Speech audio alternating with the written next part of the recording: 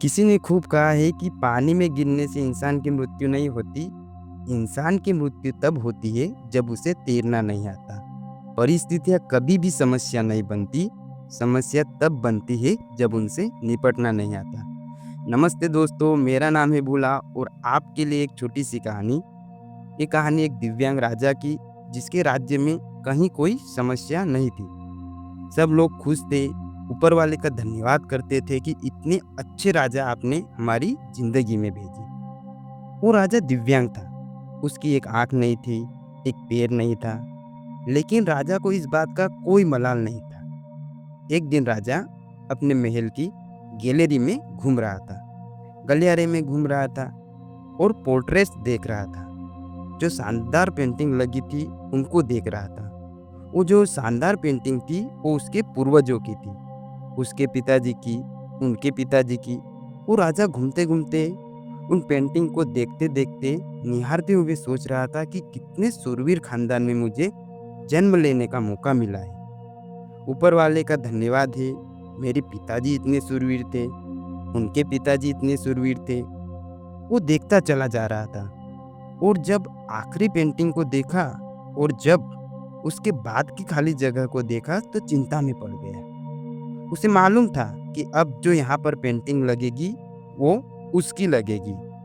इस बात की चिंता नहीं थी कि वो मरने वाला है, मरना तो सभी को है। चिंता इस बात की थी कि वहाँ जो पेंटिंग लगेगी वो कैसी लगेगी। राजा सोचने लगा कि मेरी एक आँख नहीं है, एक पैर नहीं है, इस गलियारे में तो इतनी शानदार पेंटिंग लगी है, मेरी वाली सबसे खराब लगेगी, सबसे भद्दी लगेगी।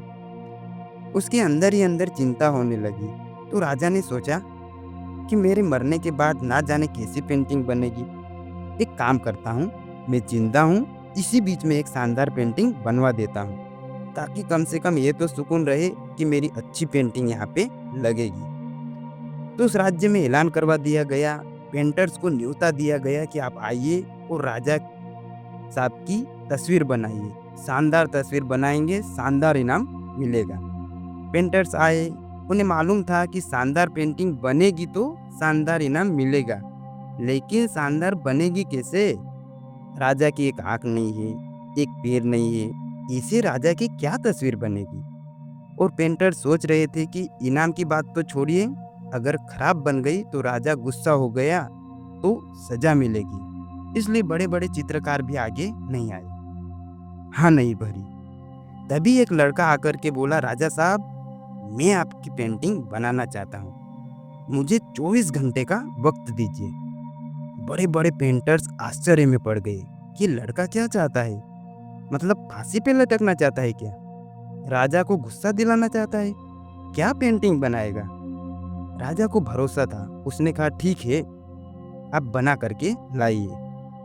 अगले दिन वो लड़का पेंटिंग बना करके लाने वाला था। दरबार भर चुका था, दूर दूर से लोग आए हुए थे ये देखने के लिए कि ये लड़का क्या पेंटिंग बना करके लाएगा। वो लड़का जब पेंटिंग बना करके लाया राजा की, तो हर कोई ताली बजाने लगा, सीटी बजाने लगा।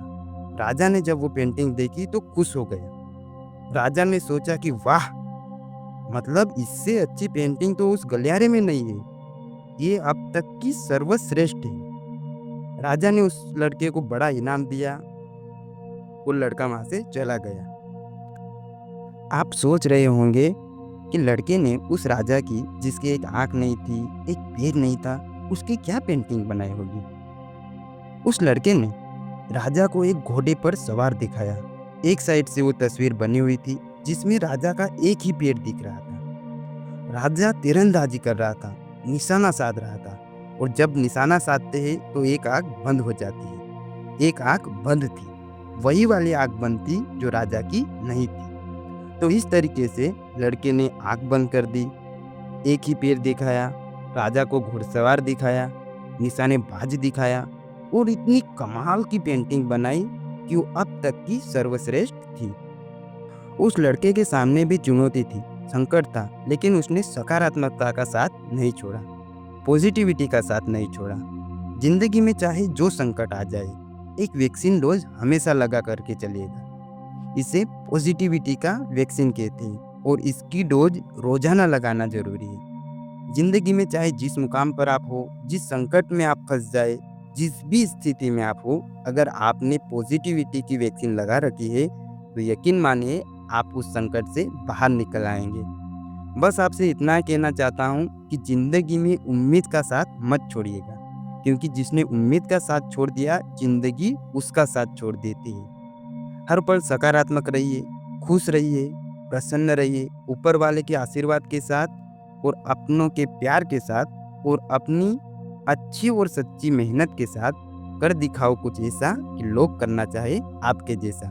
और देखना ना भूले हर मंगलवार सुबह 9:30 बजे हमारे सोशल मीडिया हैंडल पर एक नई कहानी।